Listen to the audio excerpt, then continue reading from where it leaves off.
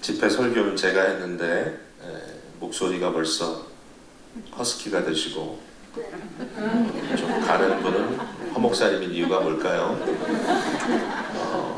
제가 사실 그 집회 준비하면서 목사님을 통해서 조금 부담을 알았던 게 주초에 저에게 말씀하시더라고요. 집회를 위해서 기도하는 처소로 간다.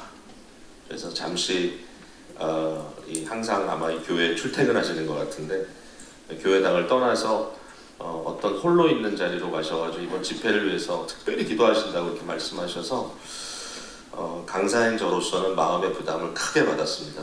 제대로 해야 되겠구나. 아니나 다를까 우리 목사님 기도 많이 하신 목소리로 오늘 저녁에 이렇게 말씀을 여러분과 함께 교독하셨는데, 제가 오늘 나눌 이 말씀은 절대로 쉬운 말씀은 아니고요. 사실은 고민하면서 전하는 말씀이고, 이와 같은 말씀이 과연 이 자리에 계신 우리 성도님들께 어떻게 들려지고 또 어떻게 소화되고 어떻게 적용될까, 어떻게 반응하실까, 여러 가지로 많은 생각을 지금 제가 가지고 이 자리에 서 있는데, 저는 이 시대에 좀 제가 고민하면서 정말 나누고 싶은 말씀이라는 생각도 합니다. 그래서 오늘 여러분 조금 긴장하시고 조금 좀 안테나를 높이 세우시고 또 성경 말씀을 보시면서 저와 함께 이 말씀 속에 좀 들어가 보면 어떨까 이렇게 생각을 합니다. 여러분 열심히 작업해 주실 거죠? 네. 설교는 사실 하는 것도 중요한데 그 말씀을 어떻게 듣고 반응하느냐 굉장히 중요하거든요. 제가 교회라는 것을 설명할 때 굉장히 즐겨 쓰는 표현이 해석 공동체다 이런 말을 자주 씁니다. 해석 공동체. 특별히 그 사도행전 17장에 보면 바울 사도가 데살로니가에 가서 고생을 많이 하고 그 다음 행선지인 베레아라고 하는 곳을 갔습니다. 이게 한국에는 베레아라고 하는 이름을 가진 이단 집단이 있어가지고 이 말이 좀 이상하게 들리는데 사실은 굉장히 좋은 곳입니다. 베레아 사람들은 데살로니가 사람보다 훨씬 더 그 영어 성경에 이렇게 써 있어요. 노블하다. 네. 훨씬 더 점잖다 이런 뜻만이 아니라 노블이라는 단어는 굉장히 고상하고 존귀하다 이런 뜻입니다. 근데 왜 그런가 하면은 이 사람들이 바울의 설교를 들었을 때 그 설교를 경청하여 들을 뿐만 아니라 성경을 두루 살피면서 과연 그런가? 과연 이 말이 옳은가? 이렇게 하면서 깊이 상고했다 이런 이야기가 나오고요. 그러므로 여러 유력한 사람들이 예수 그리스도를 영접하게 되는 사건이 벌어지거든요. 저는 이제 그 그림이 해석 공동체의 그림이라고 생각해요. 그래서 설교는 수동적으로 듣는 게 아니라 제가 이제 또 더군다나 이제 내일 우리 재직 수련회라는 이름을 세미나라는 말을 붙였지만 우리 같이 모일 수 있는 다 같이 모여서 조금 이제 투웨이 소통을 하면서 이야기를 나누면 어떨까, 저는 그런 좀 계획을 갖고 있는데 사실 설교 자체도 여러분의 마음속에 계속 액티브하게 뭔가 말씀에 쓰여져 있는 내용과 과연 저 목사가 지금 하고 있는 얘기가 신빙성이 있는가, 옳은가, 제대로 하고 있는가 고민하면서 들어주시면 사실은 그게 더 중요하다, 굉장히 중요하다 이런 생각을 해봅니다. 자, 오늘 본문을 한번 들여다보면요, 바울 사도가 목회자인 영적인 아들 디모데에게 쓰는 내용인데요, 이 디모데 후서는 거의 바울의 생의 마지막 단계, 마지막 부분에 쓰여진 글이라고 우리가 보통 인식하고 있는데 정말 간절한 마음으로 이 말을 사역자인 디모데에게 경고하듯이 전달해 주는 거예요. 너는 이것을 꼭 알고 있으라 그랬습니다. 알라, 제발 알고 지내라. 여러분 이제 아무것도 모르다가 뒤통수를 맞는 것은 되게 안 좋은 일인데 어떤 의미에서 보면 아무것도 모르다가 뒤통수를 맞으면 뒤통수를 맞은 사람의 책임도 큽니다. 왜냐하면 모르고 있던 거니까요. 모르니까 뒤통수를 맞는 건 맞는데 그렇게 하지 마라. 목회자로서, 사역자로서, 그리스도인으로서 시대를 알아라. 시대를 읽어라. 사람들의 생각이 지금 어떻게 돌아가고 있는지 보편적인 문화가 지금 어떻게 가고 있는지, 자녀들이 어떤 분위기에서 교육을 받고 있는지, 예. 과연 이 시대의 정치인들은 어떤 생각을 하고 있는지, 뭐 그걸 뭐 너무 우리가 뭐 거기에 막 열띤 그런 토론을 하고 뭐 너무 이제 오버되면 안 되겠지만, 그러나 적어도 그리스도인들은 알아야 된다. 깨우침이 있어야 된다. 예. 덮어놓고 믿는 거 아니에요, 여러분. 안 좋은 거예요, 덮어놓고 믿는 거는. 저는 덮어놓고 믿는 사람만큼 힘든 사람이 없다고 생각해요. 왜냐하면 어떨 때는 막 맹목적으로 하듯이 막 무조건 잘 따라오고 막 열심을 내고 그러니까 좋아 보이지만 브레이크가 안 걸려요. 예. 적절한 시간에. 그러니까 어디로 막 날아갈지 몰라요. 그래서 이 무작정 덮어놓고 하는 게 좋은 게 아니고요. 알아야 됩니다. To know 굉장히 중요합니다. 이것을 알라. 뭘 알라 그랬어요? 말세에 고통하는 때가 이른다 그랬어요. 이 때라는 말은 이제 시간이라는 뜻이죠. 어떠한 때.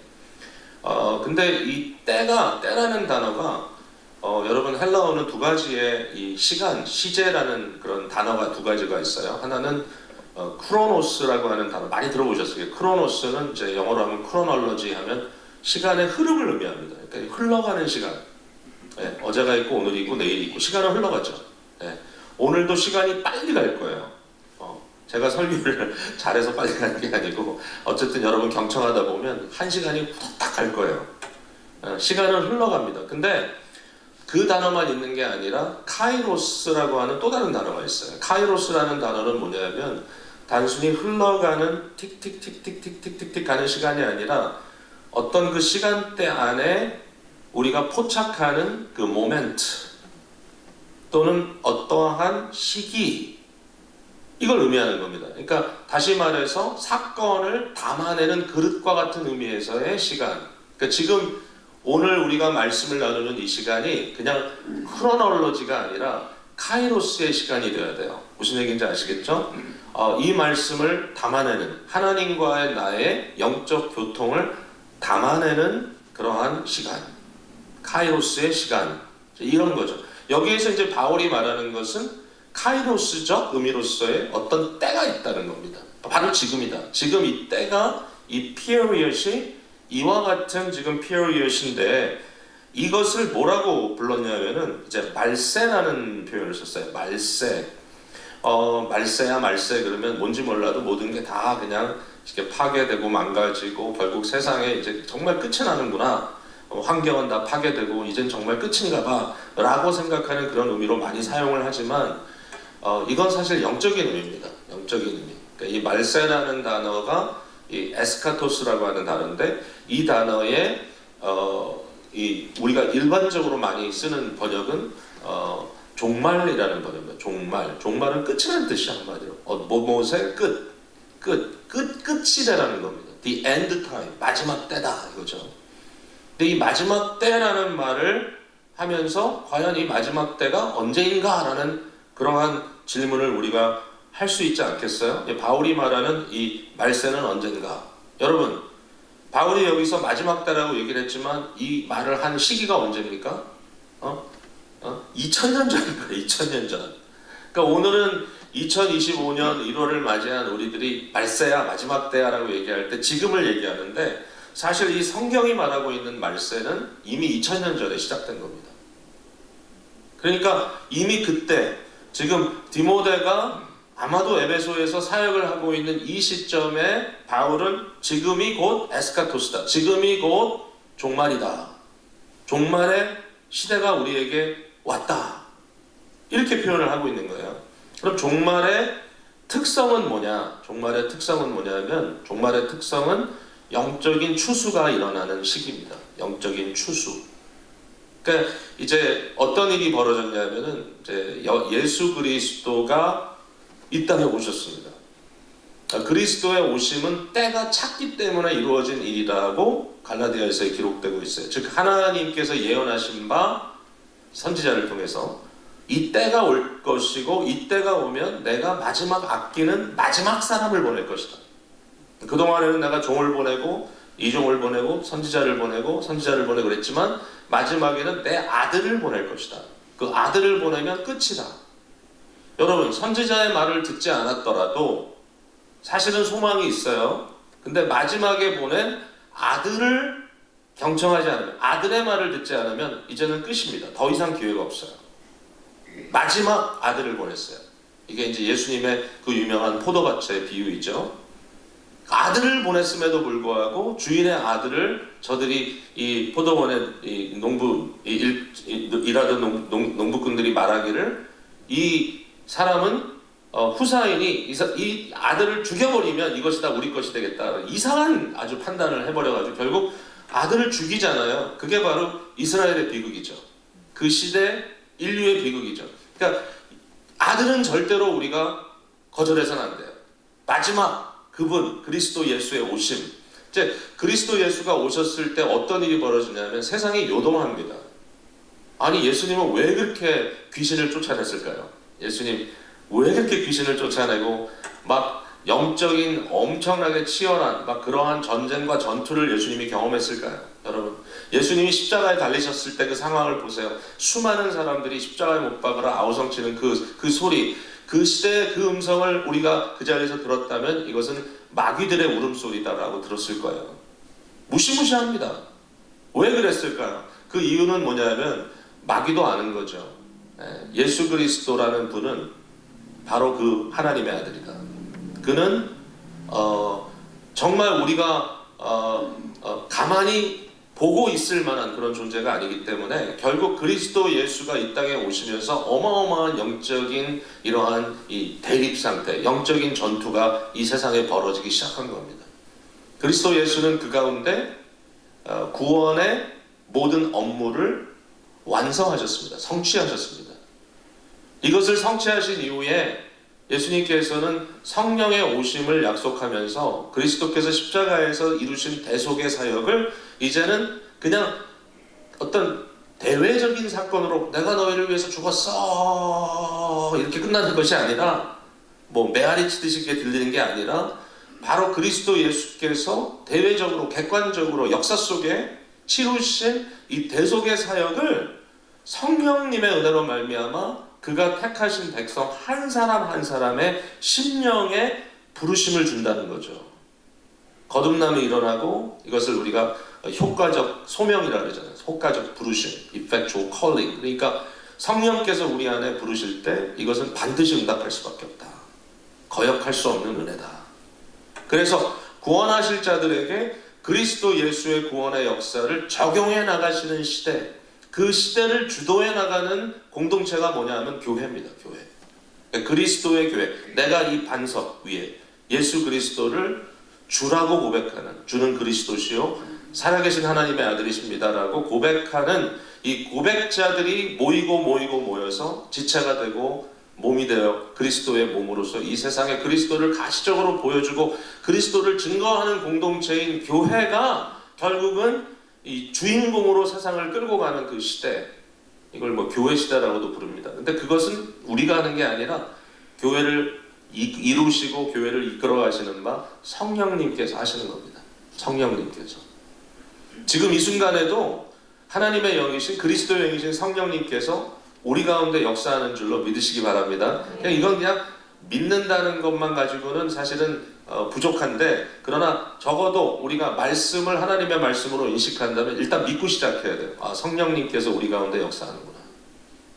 뭐 어떤 이상한 무슨 회개한 그런 일이 벌어져야 성령이 계신가 보다. 그게 아니라 성령님이 아니라면 그리스도 예수를 주라고 시인할 수도 없는, 우리의 마음이 방향이 바뀌어서 세상을 사모하던 마음에서 주의 나라, 하나님의 나라를 사모하는 마음으로 바뀌는 모든 것, 우리의 삶 속에 어떠한 변화가 일어난다 할지라도 그 변화가 일어나는 것은 성령께서 하시는 것이다. 이 성령께서 역사하시는 시대, 이 모든 걸 뭐라고 부르냐면 영적인 추수다. 결국 그리스도께서 오셨던 그때로부터 그리스도께서 다시 오셔서 모든 것을 이제 마무리하시는, 정말 이젠 추수의 끝, 이제는 그냥 곳간에 들이든지 아니면 불태우든지 알곡이든지 쭉정이든지 마지막 갈라지는 그 시간만 남은 거예요. 이제. 지금 우리가 그 종말의 이 마지막 때를 가고 있다라는 겁니다. 바로 이 시대, 영적인 추수가 이루어지며 구원의 역사가 적용되는 시대, 이방인들 가운데 구원받을 사람의 수가 채워지는 시대. 아직도 선교가 이루어지고 있기 때문에 하나님이 두루 참으시면서 심판을 보류하고 계시는 겁니다. 그리고 언젠가 심지어는 그리스도를 거역했던 유대인들 가운데서도 모든 남은 자들이, 남겨진 자들이 구원받을 그때, 지금은 그런 일들이 벌어지고 있는 시대입니다. 굉장히 익사이딩한 타임이죠. 근데 굉장히 익사이딩한 타임인데 바로 이때를 고통하는 때라고 바울은 정의합니다. 고통하는 때. 이 고통이란 말은 그냥 일반적으로 우리가 생각하면 suffering, 고난 이렇게 생각하잖아요. 근데 그런 말보다 좀 더 강한 말입니다. 이 말은 사나운 이런 뜻입니다. 사나운 시대. 사납다는 거예요. 뭐가 사납겠어요? 사람이 사나워. 사나워지는. 정말 그렇잖아요. 어숙한 길거리에서 혼자 길을 가다가 제일 두려운 게 뭐죠? 사람을 만나는 거. 네. 사람을 만나면 해칠까봐 나를. 그러한 어떤 이 두려움이 엄습하는 사나움의 시대. 여기에 나오는 이 고통하는이라는 단어가 복음서에 예수님께서 가다라라는 지방에 가셨을 때 무덤 사이에서 두 명의 미친 사람들이, 귀신 들린 사람들이 나타나잖아요. 누구도 그들을 제어할 수 없어. 쇠로 묶어놔도 풀고 저항하는, 이제 이러한 사람, 이 사람들을 얘기할 때 사납다라는 표현을 쓰거든요. 바로 똑같은 단어입니다. 이게. 제어할 수 없는, 제어되지 않는 인간의 욕망이 사납게 불같이 일어나는 시대. 자, 이 시대의 대표적인 심텀이 뭐냐? 네? 이 종말의 대표적인 심텀이 뭐냐? 그 심텀이 바로 다음과 같다. 근데 저는 이제 생각을 해보니까 이것은 인류 역사 속에 특별히 복음이 그리스도 예수의 자기 주심, 그러니까 그리스도는 온전히 내 뜻대로 마옵시고 아버지 뜻대로 하옵소서라고 말을 했던 인류의 대표자신데, 그와 같은 온전하신 그리스도의 모형이 우리에게 나타났을 때 굉장히 극심한 그러한 반대와 반발이 일어나는 것이지만, 바로 그러한 상황이 점점 시간이 가면서 이것이 더 극대화되고, 아마 지금 우리가 살고 있는 이 시대야말로 이 종말적 증상이 거의 극단에 이른 시대가 아닌가, 이런 생각을 하게 되는 거예요. 지금이 그렇다라는 겁니다. 그럼 이 시대의 특징이 뭡니까? 그냥 한마디로 자기 사랑 시대입니다. 자기를 사랑하는 시대. 여기 보니까 사람들이 자기를 사랑하며, 그렇습니다. 자기를 사랑하며. 영어로 하면 self-love죠. self-love. 네. 이게 이제 헬라어로는 philautos 이렇게 되어 있습니다. 여러분 영어를 어느 정도 아시니까 이 philautos, 필라델피아를 이 사랑의 도시, 형제 사랑의 도시라고 하잖아요. 바로 그 phil입니다. phil로라는 말은 to love, 사랑하다. 이 autos라는 말은 영어로 보통 automatic 할 때 그 auto입니다. autos 이렇게 쓸 수 있죠. 그러니까 philauto, 자기 자신을 사랑하는 self-love. 이건 이제 일종의 나르시시즘의 그러한 개념이죠. 나르시시스라고 하는 이 신화를 보면 너무 자기를 사랑하기 때문에 물에 빠져 죽죠. 네. 왜 물에 빠져 죽죠? 네. 물에 비춰진 자기의 모습이 너무 아름다워서 그 모습을 사모하다가 결국은 그것을 따라가서 거기 빠져 죽는, 이게 이제 나르시서스라고 하는 소위 그 어떤 한 그 헬라 신의 그런 모습입니다. 자기 사랑, 자기에게 도취된, 자기에게 집착된 이러한 것을 얘기하는데, 이 자기 사랑의 범주 속에 이게 다 들어가는 얘기예요. 여러 가지를 얘기하는 게 아니라 돈을 사랑하며, 자랑하며, 교만하며, 비방하는 건 뭐죠? 내 마음에 들지 않는 건 다 싫은 거예요. 부모를 거역하며, 그러니까 부모의 권위마저도 집어던지고, 감사하지 아니하며, 왜 감사할 게 뭐 있어요? 다 자기인데, 난데, 내 중심인데. 그 다음에 거룩하지 아니하며, 거룩이라는 기준이나 가치 자체도 모르죠. 무정하며, 원통함을 풀지 아니하며, 모함하며. 이 모함한다는 말은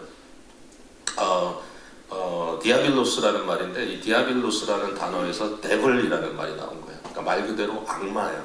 그러니까 악마의 성격을 갖는, 이제 서로를 모함하고 비방하고 어큐즈하는, 이 사탄은 원래 어큐즈하는 존재입니다. 끊임없이 우리를 헐뜯고 무너뜨리려고 하는, 바로 그와 같은 마귀의 성품을 가진 것. 절제하지 못하고, 절제 안 하죠. 왜냐면 자기가 하고 싶은 대로 하고 싶으니까. 그 다음에 사납고 선한 것을 좋아하지 않는다. 선한 것이라는 건 어떤 객관성을 갖고 있는 건데 그런 거 원치 않는다. 배신하고 조급하며 자만하며 쾌락을 사랑하기를, 자기를 기쁘게 하는 것, 자기를 즐겁게 하는 것, 자기가 쾌락을 느끼는 것을 사랑하기를. 하나님은 누굽니까? 내가 아니잖아요. 나와 아닌, 내가 아닌 어떤 객관자로서 주관자이신 하나님, 사실은 나를 다스리시는 하나님, 그 하나님은 전혀 사랑하지 않죠. 하나님은 밉죠. 하나님은 싫습니다. X. 나는 나의 쾌락을 더 사랑합니다. 이제 그게 그들의 모습인데, 여러분 이게 되게 이제 두려운 게 뭐냐면 바울 사도가 이것을 교회 안에 있는 자들로 설명합니다. 경건의 모양은 있으나 경건의 능력은 부인한다. 두렵죠. 이게 교회는 아닌데 세상을 표현하는 거다가 아니고 교회마저도 이와 같은 사람들이 들어와 있어. 가만히 들어와 있어. 그러면서 바울이 하는 말이 이 같은 자들에게서 네가 돌아서라. 너도 그들과 똑같은 인간이 돼서는 하나님의 나라를 이룰 수가 없다라는 얘기입니다.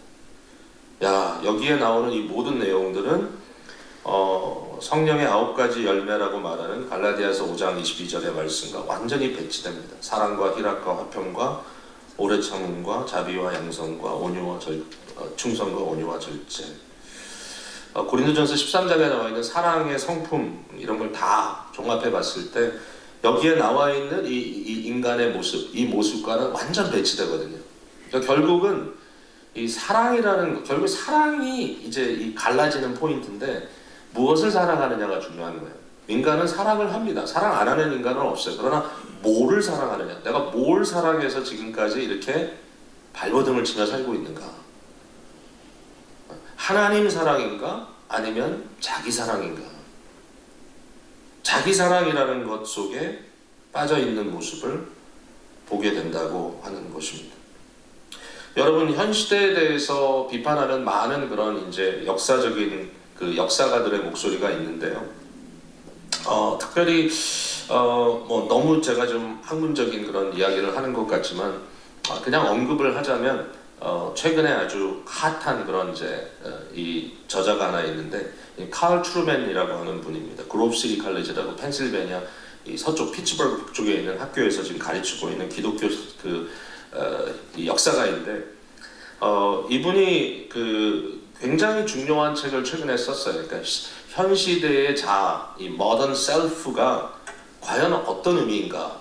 현 시대의 자아라는 것이. 그래서 이제 이건 서구의 어떤 그런 문명사를 이렇게 쭉 훑어가는 것은 맞습니다만, 그러나 결국은 지금 소위 웨스트, 서구라고 하는 것이 세계를 지배하고 있고 그 사상이 가는 곳마다 엄청난 변화들이 지금 일어나고 있기 때문에 사실 우리 모두에게 적용되는 상황이거든요. 지금 한국도 이 서구화라고 하는 데서 이 일단 자아에 대한 개념이 엄청 바뀌고 있죠. 그러니까 지금 한국은 지극히 개인주의적인 사회입니다. 지극히 결혼도 안 하고 혼자 사는 그러한 이 소위 가정이 과반수를 넘어가는, 하우스홀드의 과반수 이상이 홀로 사는 가정. 가정이라고 이제 붙여주죠. 싱글이 사는, 혼자 사는 가정이라고, 하우스홀드라고 이렇게 붙여주는 이러한 상황으로 가면서 결국 굉장히 비슷한 진통을 지금 해나가고 있는데, 이제 여기에 이제 칼 트루맨이라는 분이 고민하는 문제는 뭐냐면 이미 오래전부터 모든 것의 중심은 자신이 되기 시작했다는 것이죠. 이건 뭐 이미 개봉주의 시대부터 더 이상 어떤 권위, 하나님의 말씀의 권위, 그러니까 내가 아닌 다른 어떤 그 권위의 그 레퍼런스가 있는 것이 아니라 결국은 내가 판단하고 내가 행동하고 내가 결정하는 이 셀프. 그러니까 처음에는 그것이 이제 어디에 있었냐면 나의 이성이라고 생각했다는 거죠. 내가 생각하고 내가 판단하는 것을 나는 신뢰하고 믿겠다. 내가 내 머리로 받아들일 수 없는 것은 내가 다 거부하겠다. 그러니까 신앙에 대한 검증이 어디로 가죠? 이성으로, 머리로 갑니다. 내가 머리로 필터링해서 이거는 말도 안 되니까 안 믿겠다. 성경의 기적 다 제하고 성경의 모든 초자연적인 거 다 제하고 그냥 내가 받아들일 수 있는 것만 받아들이겠다. 리즈너블하게 내 지각에 이해되는 만큼만 믿겠다. 그게 자유주의인 거예요. 자유주의 신앙. 그래서 예수 그리스도는 뭐지? 하나님의 아들 동정녀 탄생 다 버리고 예수님의 기적 그건 하나의 신화일 뿐이야. 다 버리고 뭐만 하나 믿죠? 근데 예수님이 사랑하라 그랬어. 그건 좋은 것 같아. 그래서 기독교를 사랑이라고 하는 어떤 그러한 윤리 하나로 축소시키는 것, 이걸 자유주의라고 해요. 그게 왜 일어났느냐? 인간이 자기의 머리를 신뢰함으로 성경의 권위마저도 내 머리 밑에 뒀다는 것이죠. 그러니까 내가 받아들일 수 없는 거는 무조건 아니다라고 필터링하는 거예요. 이렇게 이제 진행이 됐는데, 자 이제 더 무서운 게 뭐냐면은 자아라고 하는 자아의 권위가 이제는 이성도 아니고 이제는 진리의 문제에 대해 사람들이 별로 고민을 안 해. 오늘 이 시대는. 그러니까 오늘날 여러분 인간을 진리, 선함 또는 공의로움, 아름다움이잖아요. 아름다움은 일종의 뭐죠? 나의 뭐라고 해야 되죠? 갑자기 단어가 생각이 안 나네. 일종의 느낌이 아니고 직관이잖아요. 직관. 그러니까 뭔가 내가 그것을 보았을 때 아름답다는 느낌, 아름답다는 직관이 확 오는 거잖아요. 인간은 그런 어떤 그런 능력을 갖고 있는 존재이기 때문에 그렇습니다. 그러니까 진선미가 있는데 오늘날 젊은이들에게 진리를 얘기하면 안 들어요. 그러니까 저처럼 설교하면 잘 안 들어요, 요새는. 예. 감정 어필을 하고 또는 공정한 사회 또는 공의롭게 행하는 것. 우리가 특별히 요새는 이제 어떤 공의를 원하냐면 모든 사람들의 인권을 지켜주는 것, 소수자들의 그 모든 권리를 보호해주는 것, 그리고 그것이 이제 어디까지 갔죠? 소위 동성애자들에 대한 권리, 이권을 보호해주는 것이 교회 안으로 다 들어왔습니다, 이미. 그래서 그런 것들을 우호적으로 이야기하는 것은 듣지만 어떤 진리, 객관적인 진리에 대한 이야기는 더 이상 별로 마음에 닿지가 않아요. 오늘날 이 시대를 뭐라고 부르냐면은 후계몽주의 시대라고 해요. 포스트 인라이트먼트. 뭐죠? 더 이상 이 지적인 것을 가지고 사람들이 고민하는 시대가 아니라 오늘은 어떤 시대냐면 직관, 느낌 이걸 가지고 고민하는 시대. How I feel about something. 그게 뭐냐? 결국은 심리학적 인간으로 다 바뀌었다는 거예요. 오늘날 이 시대에 이 자기사랑이라고 하는 이런 사이콜로지 너무 분명한 거예요. 셀프 러브라고 하는 자기의 느낌, 자기의 직관, 내가 원하는 그것, 내가 지금 내가 좋게 느껴지는 것, 판단도 필요 없어요. 왜 그렇지? 질문도 안 해요. 좋으면 좋은 거예요. 내가 좋다는데 어떻게 할 거야? 내 마음대로 따라가겠다는데 네가 뭐야? 내가 싫다는데, 내가 좋다는데 네가 왜 나에 대해서 이렇다 저렇다 얘기를 해? 여러분 그런 싸움 해보셨죠? 아니 그거는 틀린 거잖아. 네가 왜 나를 틀렸다 그래? 내가 그렇게 느낀다는데. 오늘 이런 시대를 가고 있다는 거예요. 지금 현재 상황이 그게 어디까지 극단적으로 가느냐면 오늘날 이제 이 동성애라고 하기도 이제는 동성애만이 아니니까 하도 온갖 것이 있기 때문에 소위 LGBTQ 플러스 점점점점 계속 생기잖아요. 이게 왜냐하면 느낌대로 가는 겁니다. 근데 진짜 웃기는 게 뭐냐면은 이제는 L이면 L, G면은 G, T면은 T 그게 아니에요. 하루는 L이었다가 하루는 B였다가 하루는 T가 됐다가 하루는 딴 게 아무 상관이 없어요. 왜? 나는 완전히 주권자예요. 나는 완전한 주권자예요. 어느 누구도 나에 대해서 뭐라고 얘기를 하면 안 돼. 네가 왜 나의 권리를, 네가 나의 인권을 왜 짓밟아? 나는 그렇게 생각하고 나는 내 자신에 대해서 그렇게 생각하는데 네가 무슨 권위로 무슨 권한으로 나를 짓밟고 완전히 이제는 자기의 주권이 완벽합니다. sovereign한 셀프입니다. 근데 그 셀프의 생각이 뭐냐면은 어떤 맥락이 있는 게 아니라 지금 내가 느끼고 있는 나, 지금 내가 느끼고 있는 나 매번 바뀔 수 있어요. 상관없어요. 왜냐하면 내 느낌이 중요하기 때문에. 그 유명한 말 있죠. Follow your heart. 네 마음대로 따라가 봐. 그게 요즘에 퍼블릭 에듀케이션이에요. 그게 요즘에 최고의 윤리예요. 그리고 어느 누구도 I am following my heart 하는데 거기에 막아설 수가 없어요. 막았으면 뭐죠? 그는 안 좋은 거예요. 그거는 진짜 악이에요. 최악은 뭐냐면은 intolerance. 상대가 원하는 대로 허용하지 않는 것. 그건 틀렸어 라고 지적하는 것. 왜 정죄해? 왜 틀렸다 그래? 네가 뭔데? 내가 원한다는데. 그러니까 대화가 안 돼.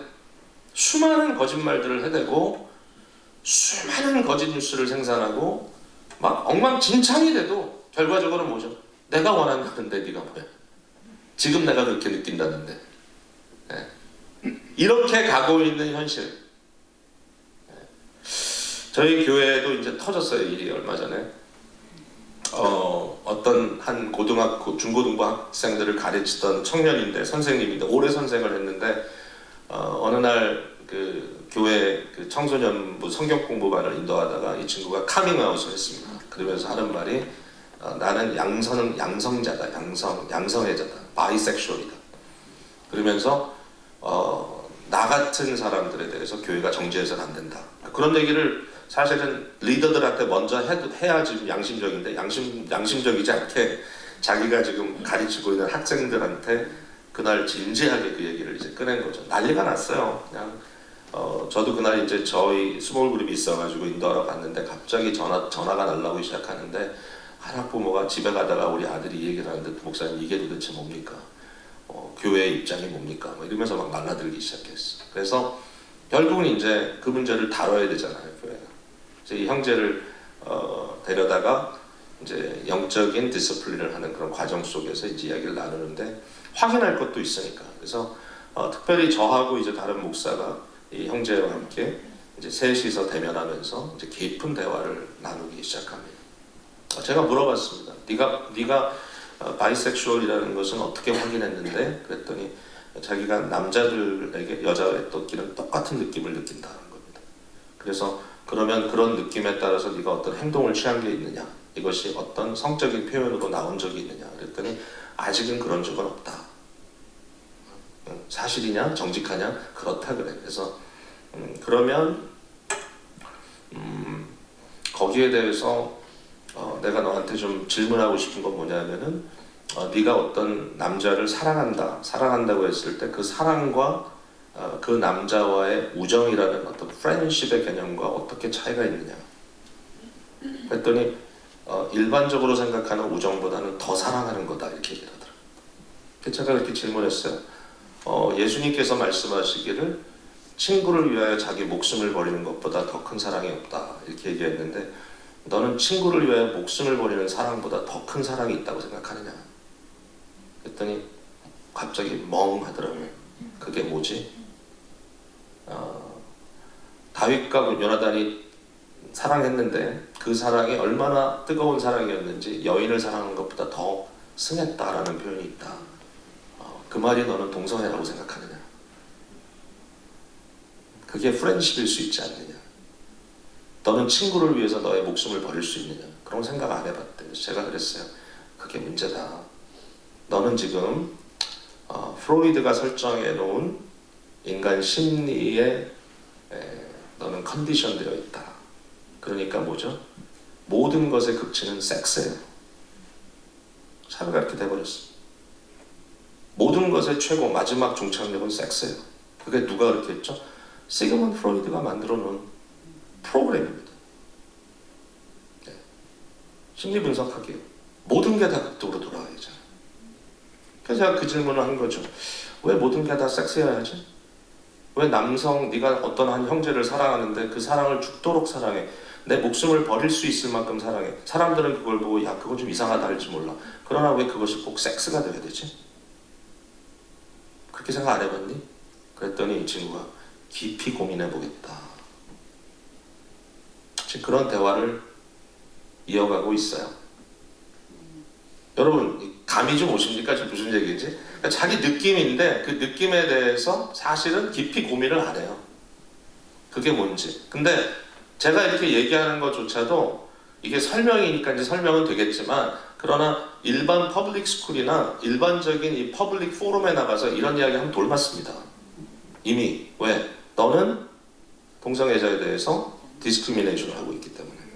성적인 어떤 초이스를 네가 리밋하고 있기 때문에.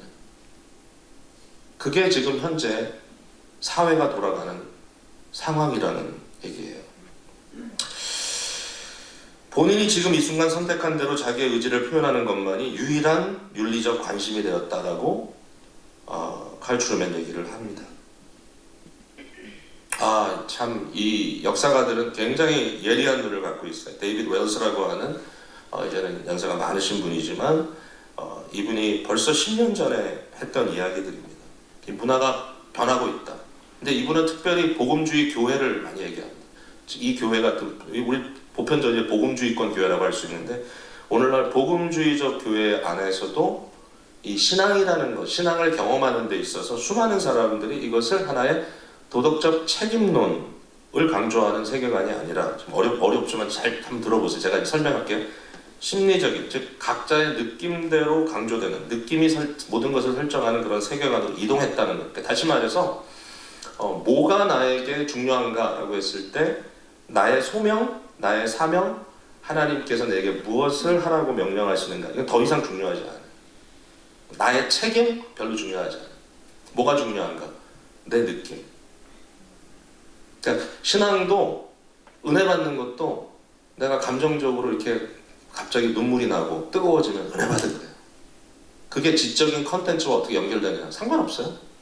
그러다 보니까 소든 말이든 뭐 뭐든지 말이든 말도 안 되는 것들을 가지고라도 막 별 희한한 막 그런 막 도구를 사용해서라도 사람들의 마음에 감정을 타치해주면 그게 치유고 그것이 곧 은혜 받았다고 얘기를 하는 시대가 됐다는 얘기예요. 이분이 그렇게 얘기하는 거예요. 데이비드 웰스가. 그러니까 오늘날 교인들이 원하는 궁극적인 포인트가 뭐냐? 거룩이 아니라는 거예요. 왜냐하면 거룩이라는 것은 하나님의 그러한 그 선, 하나님의 오르심, 하나님의 진리, 하나님의 객관적인 어떠한 기준에 의해서 그것을 닮아가는 것을 거룩함이라고 이야기한다면 인간과 원치 않아요, 교인들이. 오늘날 교인들이 원하는 것은 거룩이 아니에요. 뭐예요? 행복감이에요, 행복감. I want to be happy. 그러니까 오늘날 대부분의 크리스찬들과 이야기를 나눠보면 좀 안타깝게도 거룩에 대한 어떤 관심보다는 자신의 행복에 대한 관심, 내가 어떻게 하면 좀 더 성취감을 가지고 살 수 있을까, 이와 같은 고민들을 한다는 거예요. 이분이 이렇게 얘기했어요. 제가 영어로 한번 읽어볼게요. In a psychological world, 심리적인 세계에서는 we want to be happy, 우리는 행복하기를 원합니다. In a moral world, 책임감이 강조된 세상에서는 we want to be holy, 우리는 거룩하고 싶어집니다. 과연 내가 지금 뭘 원하느냐? 신앙이라는 것이 다 이제는 테라피가 됐다는 거예요. 테라피. 여러분 스파 가듯이. 스파 가면은 기분 좋죠. 누군가 내 발을 씻어주고 만져주고 마사지 해주고 내 몸을 이렇게 테라피 해주면, 심지어는 내 심리를 테라피 해주면 기분 좋습니다. 뭔가를 안 것 같고 뭔가 큰 변화가 있는 것 같고 너무 좋죠. 근데 모든 것이 다 그렇게 테라피로 간다는 것이죠. 어떤 내가 해야 할 어떤 책임, 내가 해야 할 어떤 객관적인 부르심, 내가 지켜야 할 자리. 여러분 이게 사명입니다. 요새 사실 교회는 약속이 계속 반복되잖아요. 이 교회 회원이 되는 것도 회원으로서 언약하고, 교회의 직분자가 되는 것도 직분자로서 언약하고, 내가 하겠습니다. 마치 결혼 서약을 하듯이 다 서약을 하잖아요. 근데 그럼에도 불구하고 매 순간 우리는 내가 하고 싶은가 하고 싶지 않은가에 따라서 나의 행동을 결정해요. 그렇게 안 하는 것은 마치 되게 이상한 것처럼, 그건 뭔가 심각한 문제가 있는 것처럼 생각하는 그러한 삶 속에 빠져 있다라는 거예요. 뭔가 중요한 객관성을 상실한 시대에 우리가 살아가고 있다. 자, 제가 좀 설득을 했는지 모르겠어요. 이 말씀을 저는 그렇게 봐요. 봤을 때 지금 그런 시대구나, 사람들이. 아무것도 기준이 아니구나. 뭐만 기준이죠? 자기 사랑만 기준이구나. 저도 자꾸 그런 쪽으로 빠져들어가요. 제가 편한 거, 제가 좋아하는 거, 제가 자연스럽게 그냥 쉽게 할 수 있는 거, 그런 것 쪽으로 자꾸 흘러들어가게 되고, 뭔가 나에게 저항이 오고 나에게 핍박이 오고 나에게 고통이 따라오는 것은 무조건 NO. 그렇게 흘러가고 있는 시대. 너무 모든 게 다 충동적이에요. 그러니까 결국은 이제 뭐가 결정하냐면 누가 더 힘이 센가만 갖고 결정이잖아요. 무엇이 옳은가가 아니고 누가 더 힘이 센가. 그 힘은 여러 가지로 옵니다. 그게 군사적인 힘일 수도 있고 정치적인 힘일 수도 있고 경제적인 힘일 수도 있고 하여튼 이 힘이라는 건 사람들에게 영향을 미칠 수 있는 거잖아요. 그게 어떤 정말 진리에 대한 설득, 이것이 옳다고 하는 거, 설득력 하나도 없어요. 단순히 뭐죠? 사람들의 마음에 욕망을 충동질하고 그들이 원하는 것을 주겠다고 약속하고, 그리고 자기의 힘을 발휘해가지고 막 끌고 가는 이러한 것들이 일반화돼 버린, 지극히 두려운 사나운 시대, 사납습니다 지금 시대가. 사실 두려워요, 이게 어디로 갈지. 전 세계가 전쟁의 일보 직전 같아요, 모두가 다. 왜냐하면 모든 사람, 모든 리더들이, 모든 사람들이 다 어떤 객관적인 선에 대해서 고민하기보다는 자국의 또는 나의 이권만을 구하고 있어요. What I want. 모든 사람들은 거기에 yes, no 깃발을 들지 않으면 안 되는 그러한 힘의 이 눌림 속에 하루하루 살아가는 것 같은 그런 위기감이 우리에게 닥쳐와 있어요. 크리스찬이 할 말이 있나요? 이럴 때 교회가 할 말이 있나요? 네. 저는 이제 여기에 대해서 우리가 교회니까 그럼 교회가 뭘 할 수 있느냐? 교회는 우리 개인의 신앙적인 혁명이 필요하다라고 말씀드리고 싶습니다. 로마서 12장 1절과 2절에 참 예배를 드리라고 하나님께서 우리에게 부르시는데, 이는 너희가 드릴 영적 예배다, 합당한 예배다. 뭐죠? 이 시대를 본받지 말고 오직 마음을 새롭게 함으로 변화를 받아라. 이 시대를 본받지 마라. 이 시대의 패턴을 따라가지 마라. 자기 사랑이라고 하는 이 세상의 기준에 따라가지 마라. 여기에 여러분의 삶을 자로 재듯이 그대로 동화시키지 마라. 오늘날 우리 자녀 세대를 생각한다면 과연 그들은 어떻게 하고 있는가, 이 부분에 대해서 그들은 과연 무엇을 기준으로 살아가고 있는가라는 질문 앞에 혹시 저들은 세상에 의해서 재단되고 있지 않은가. 패턴이란 말이 저는 좀 아주 구체적인 그런 기억이 있어요. 저는 위로 누님이 네 분인데 저 나이 차이가 좀 많기 때문에 이제 위에 누님들은 그냥 누님이고, 제 바로 위에 누님이 4살 차이인데, 같이 이 중고등부 시절에 이제 가까이 있었던 그런 이제 관계이기 때문에 다른 분들이 이미 다 출가한 후에도 이제 계셨기 때문에 누님이 하는 걸 많이 봤는데 손재주가 되게 좋으신 분이에요. 뭐 글을 써도 거의 뭐 그냥 프린트 나오듯이 이렇게 잘 글을 쓰는 그런 굉장한 탤런트를 갖고 있는데, 이분이 제 기억에는 누나가 가끔씩 이제 그 패브릭 샵에 가가지고 옷감을 사고 그 다음에 패턴을 사가지고 집에서 옷을 만들었던 그런 기억이 납니다. 아마 그때 하이스쿨 학생이었을 텐데 옷을 만들어서 입고 그랬던 기억이 나는데, 얼마 전에 물어봤더니 자기 그런 거 한 적 없는데 그러더라고요. 이게 이상해. 제 기억에는 있어요, 머릿속에. 아니 분명히 했는데 혹시 한 번만 했을지도 모르지만 그때 난 그걸 보고 굉장히 임프레스했던 적이 있다. 보니까 패브릭을 쫙 밑에 펴놓고 이 봉지에서 패턴을 빼가지고 그 패턴 모양대로 그냥 이렇게 촉 같은 거, 그 뭐죠? 그 파란색 이거 있잖아요. 그거 갖고 이렇게 거가지고 쑥쑥쑥 잘라가지고 이렇게 붙이니까 옷이 되는, 그런 걸 이제 제가 본 기억이 나는 거죠. 분명히 했는데 안 했다. 근데 어쨌든 그때 보았던 것, 옷감에다 자기를 이 패턴을 놓고 그대로 오려냈던 거예요. 그러니까 결국 세상을 패턴 삼지 말라는 건 뭐냐면, 세상이 나를 오려서 세상이 원하는 패턴대로 나를 만들어가는 것을 리지스트하라는 거죠. 그럼 어떡하냐? 내 자신을 세상에 드리지 말고 하나님께 드려라 이거죠. 하나님께 드려라. 변화돼야 된다. 근데 이 변화라는 것은요, 말 그대로 혁명적인 단어예요. 저는 혁명적인 단어. 어떤 변화가 필요한가 하면요, 이런 변화입니다. 여러분 그 코퍼니쿠스라고 하는 분을 들어봤나요?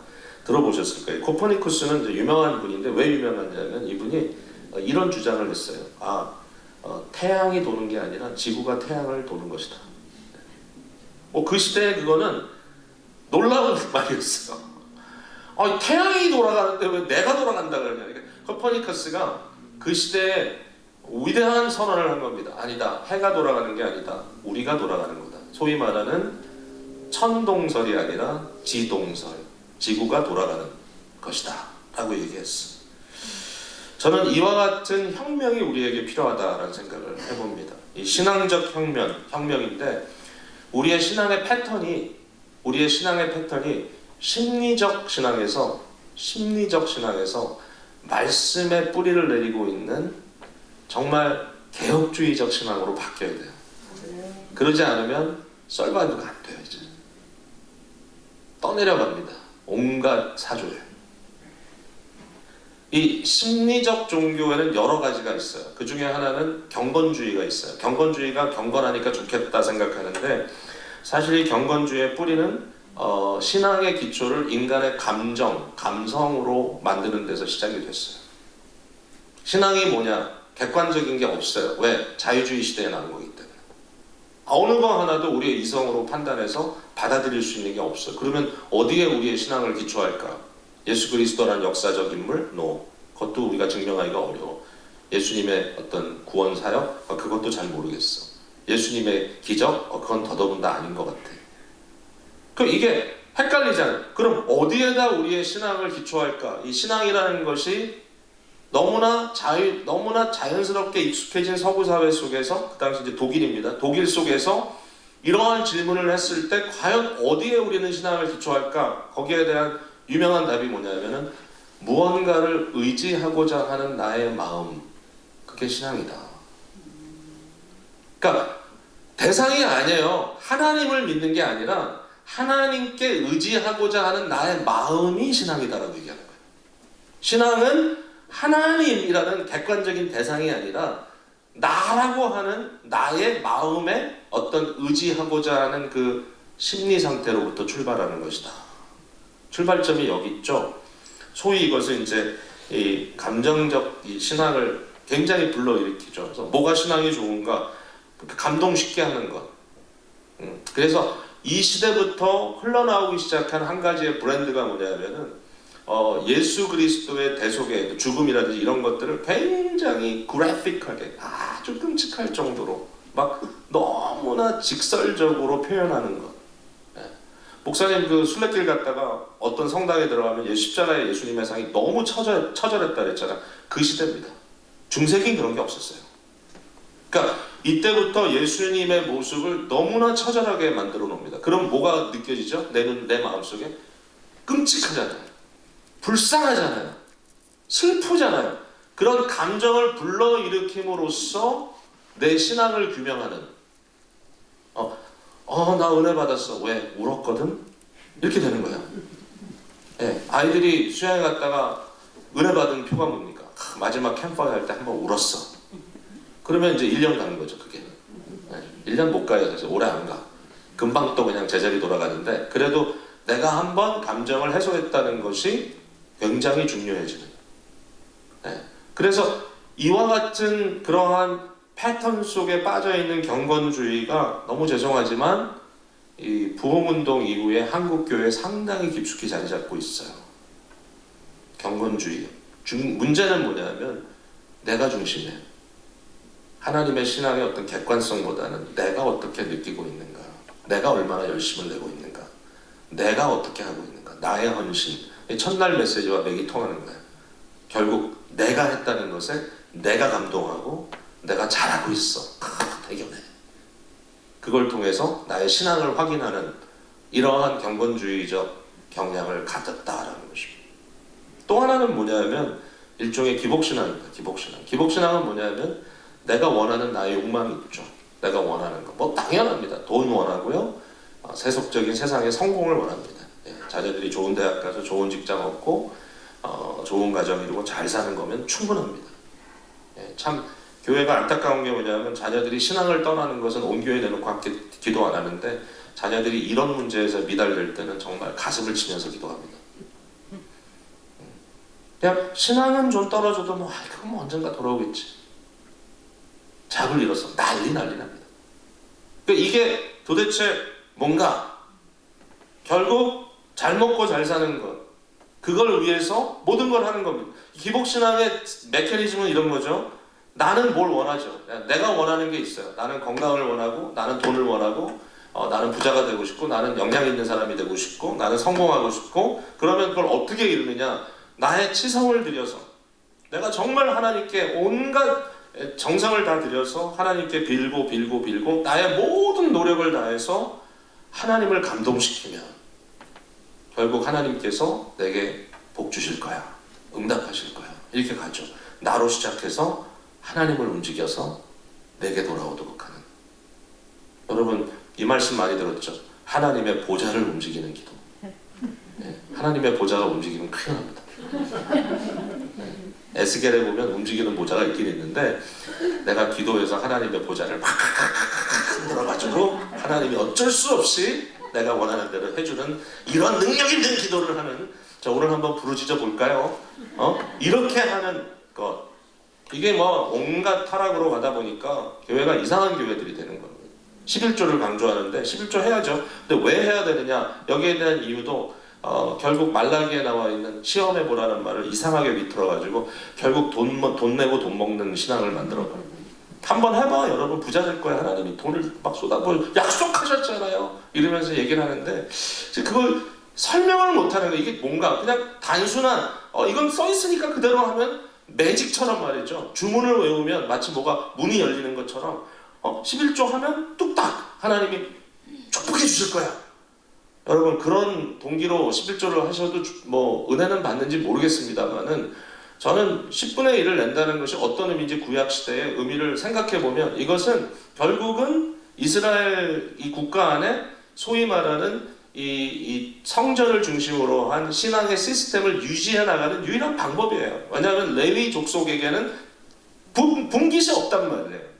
12지파 중에 한 지파를 먹여 살리고 뿐만 아니라 그 성전을 유지해 나가고 그 성전을 중심으로 한 신앙이 이스라엘에서 끊어지지 않기 위해서 드려야 되는 게 10분의 1인 거예요. 그럼 제가 그냥 아주 단순하게 여러분께 말씀드릴게요. 여러분 적어도 크리스찬이라면 내가 열을 벌었으면 열을 다 내가 먹고 사는 데 쓰면 안 돼요. 적어도 하나를 떼가지고 하나님과 나의 관계를 위해서 써야 돼요. 그게 11조의 개념이에요. 아이들에도 그걸 가르치세요. 11조 떼가지고 뭐 텍스 전이에요, 텍스 후에요. 뭐 그따위 얘기하지 말고 그거 갖고 뭐 한다고 뭐 복이 오고 안 오고 그런 거 아니니까 그런 거 말고 자녀들에게 가르치라는 거예요. 만약에 너희가 10불을 벌었으면 100불을 벌었으면 뭐 그 정도 갖고는 안 돼. 1000불을 벌었으면 그 중에 100불은 너와 하나님의 관계를 더 깊숙이 들어가기 위한 방편을 위해서 사용해라.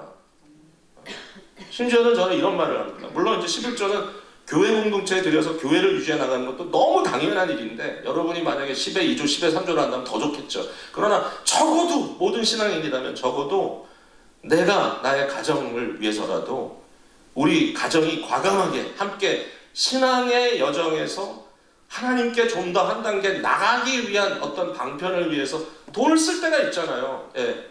어떨 때는 내 휴가를 들어서라도 아이들과 함께 어떤 신앙 컨퍼런스 같은 데 갈 수도 있잖아요. 한국 분들 잘 안 가요. 미국 분들은 참 많이 가요. 돈을 들여서 가요. 수천 불씩 들여서 가요. 왜? 자기들에게는 그것이 신앙을 이어가는 너무나 중요한 방편인 거예요. 그거 어떻게 가능해요? 11조를 모아야 돼요. 그런 면에서는. 뭐 교회를 위해서 드리는 것, 또 뭐 부모에게 드리는 것 다 나눠서 드려야 되겠지만 무엇보다 중요한 것은 하나님과의 나의 관계를 위해서, 교회도 사실 그거죠. 하나님과의 나의 관계를 더 깊이 들어가게 하기 위해서 펀드를 셋어사이드 해라. 그것이 11조의 개념이에요. 그걸 하면 어떻게 될까요? 그걸 하면 하나님과의 나의 관계가 살아날 거 아니에요. 그 얘기를 하는 거예요. 너희의 삶이 정말 풍성해질 거 아니냐. 너희가 가난해서 살아가는 삶이 저주의 삶이 아니라 하나님의 축복이 임하는 윤택한 삶이 되지 않겠느냐. 그걸 말하고 있는데 돈 놓고 돈 먹는 그런 논리를 가지고 이야기하는 거, 그건 이상한 거예요. 다 올바른 이유가 있어요. 예. 장수하는 비결이 뭐냐? 부모를 공경하라. 그러면 오래 산다. 그것도 잘못 생각하는 거예요. 내 부모를 공경하라. 그리하면 내가 이 땅에서 오래 살리라.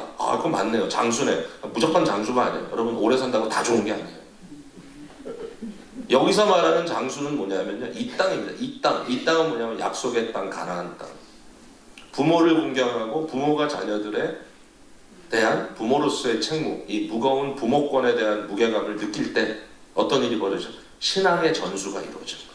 부모의 신앙이 자녀에게 가고 그 신앙이 또 자녀에게 가고 이 신앙이 이어지고 부모가 공경되고 부모의 신앙이 나에게 전수될 때 어떻게 됩니까? 하나님께서 내게 기업으로 주신 이 땅에서 이 땅이 빼앗기지 않고 내가 결국은 언약의 단절로 인하여 유배지로 바벨론으로 포로 잡혀가지 않고 여기서 오래 살 거다라고 하는 게 십계명의 내용이에요.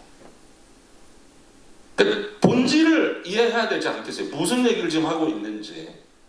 결국은 이러한 말씀들이 무엇을 의미하느냐? 하나님과의 나의 관계 속에 하나님의 언약적 우선권, 그가 나를 부르시고 나를 이끌어 가시는 그 모습 그대로 주를 바라고 주를 의지하며 살아가는 삶, 이 삶이 이어질 때 하나님은 우리의 삶을 책임져 주신다. 먼저 그의 나라와 그의 의를 구하라. 그리하면 이 모든 것을 너에게 더하여 주리라.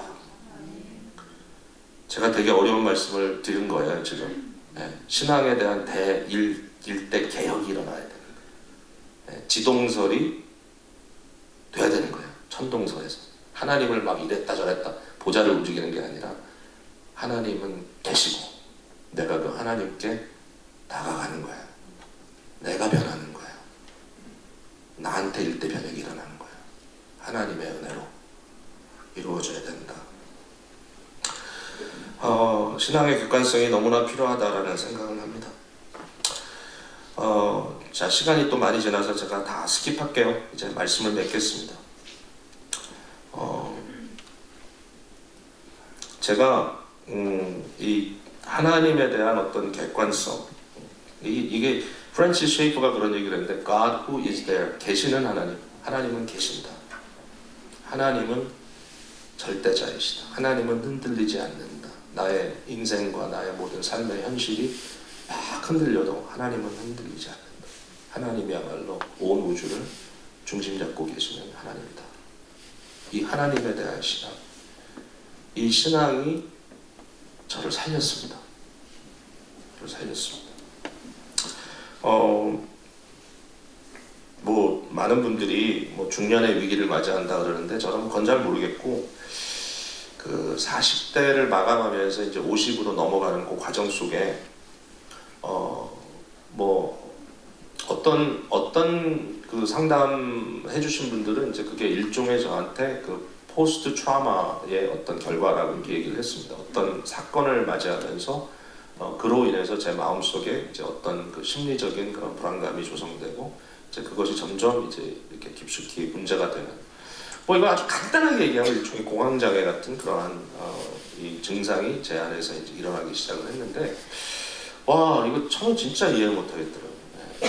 이해 못하겠다. 언제 트리거가 됐냐면 제가 우리 장인께서 이제 소천하셨을 때 LA에서 이제 장례를 치르고 토요일 밤에 주일을 지키기 위해서 대전 밤에 이제 필라델피아로 돌아오는 그 비행기인데, 그때 이제 필라델피아에 갑자기 예측지 않았던 강풍이 불어가지고 비행기가 아틀란타에서 이제 갈아타고 오는데 필라델피아에서 내리는 걸 시도하다가 못 내렸어요 결국은. 그래가지고 워싱턴 DC 이제 덜레스 공항으로 가서 비상착륙을 하고, 비상착륙이 아니라 일단 계획이 없던 착륙을 하고, 거기에서 이제 너무 많은 비행기들이 거기 지금 와서 대기를 하고 있었기 때문에 게이트로 들어가지 못하고 계속해서 날씨가 바뀌기를 기다리고 있었던, 비행기 안에 들어가 있는데 그때 막 제가 거의 뒤쪽에 앉아 있었는데 이제 화장실이 넘치기 시작하고 별일들이 다 벌어지는 거예요. 그때 참 끔찍하더라고요. 그때 이제 딱 활주로에 앉아가지고 비행기는 그냥 바람에 흔들리는 느낌만 있는데, 그때 제 기억으로는 5시간을 거기서 그대로 대기했어요. 근데 이제 그때 무슨 이유인지 모르겠는데 평생 처음 경험한 막 충동이 일어나는데 뛰쳐나가지 않으면 미칠 것 같은 거예요. 근데 그럴 수 없잖아요. 네. 그러니까 이게 뭐지? 왜 내가 이러지? 나중에는 이제 뭐가 좀 두려운가 하면은 그 순간의 그 느낌을 제가 프로세스를 못하니까 그냥 한마디로 미치나 보다. 그게 그렇게 이상하더라고요. 그렇게 스스로 생각하는 게 I think I'm going crazy. 이게 뭐지? 근데 너무 그 충동이 강하게 오니까 와, 그 순간적인 두려움, 그 무너짐, 이걸 상상을 못했던 일이 벌어지기 시작했는데, 그때 이후로부터 하나에서 10까지 모든 순간들이 저에게 불안감으로 다가오기 시작했어요. 근데 설교를 어떻게 하지? 왜냐하면 강단에 이렇게 섰는데, 강단에 올라가서 옆에 앉아 있는데, 그런 상황 속에서 강단에 서는 것조차도 두렵고 떨리고, 제가 그때 이제 여러분 뭐 가끔 들어보신 코스타 집회라고 있잖아요. 코스타 집회 많이 다닐 텐데 그 와중에 이제 그 코스타 집회 저녁 시간에 집회를 맡았는데, 그 시간에 나가서 안 나갔어야 되죠. 제가 못하겠습니다라고 했어야 되는데 나가서 1시간 동안 설교를 하고 들어오긴 했는데, 나중에 앉아서 보니까 1시간 동안 무슨 얘기를 했는지 하나도 기억이 나지 않아요. 그냥 목사님이 그때 이동원 목사님이었는지 누군지 모르겠죠. 목사님 한 분이 저한테 왜 그렇게 자학적이냐 이러면서 가셨던 기억이 납니다. 아마 저는 그때 뭐 제 자신의 고민, 뭐 죄에 대한 고민 이런 얘기를 많이 했던 것 같은데 그 엄청난 불안감 속에 이제 빠져 있는 거죠. 정상적인 것들이 어려워지는 상황. 그러니까 뭐 의사들은 안정제 먹으라 그러고 당연히 이제 그렇게 가죠. 근데 도대체 이게 뭐지? 근데요, 그런 와중에 하나님의 말씀을 읽는 순간순간마다 이제 하나님에 대한 어떤 저의 생각들이 조금씩 깊어지기 시작합니다. 사실 저는 신학을 굉장히 좋아하는 사람이고 또 신학적인 공부나 연구하는 것이 저에게는 굉장히 참 즐거운 일인데 제가 생각을 해보니까 이게 저의 인생에 직접 단 시간이 별로 없었어요. 그러니까 머릿속에 있는 거예요. 근데 갑자기 뭐 예를 들면 10편, 18편에 나와 있는 말씀이 마음속으로 깊이 들어오기 시작합니다.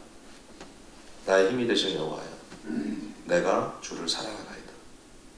주는 나의 반석이요, 나의 요새시요, 나를 건지시는 이시요, 나의 하나님이시요, 내가 피할 바위시요, 나의 방패이시요, 구원의 뿌리시요, 나의 산성이시로다.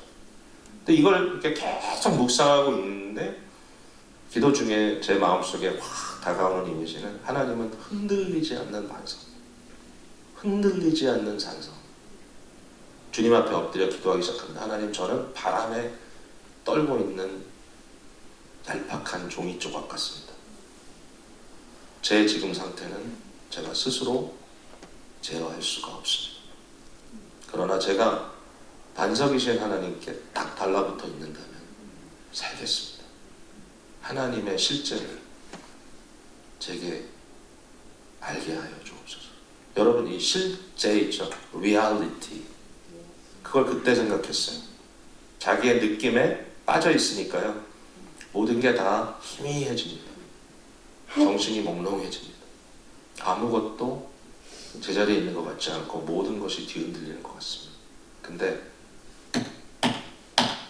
물질 세계가 너무 감사했습니다. 왜? This is real. 여기 있어 이게. 하나님은 물질 세계를 만드셨고 창조주 하나님이 만드신 물질 세계, 물질은 이처럼 나에게 실제로 와 있어. 이건 실제야. 나의 상상도 아니고 나의 감정도 아니고 이것은 리얼이야, 리얼. 근데 그 리얼의 진정한 리얼은 창조주 하나님이야. 하나님 같은 실제자는 사실 없어요. 가장 solid하고 가장 완벽하고 가장 스테이블하신 존재, 그 하나님. 나의 힘이 되신 여호와여, 내가 주를 사랑하나이다. 그리고요, 기도하는 순간마다 하나님 앞에 바짝 엎드렸어요.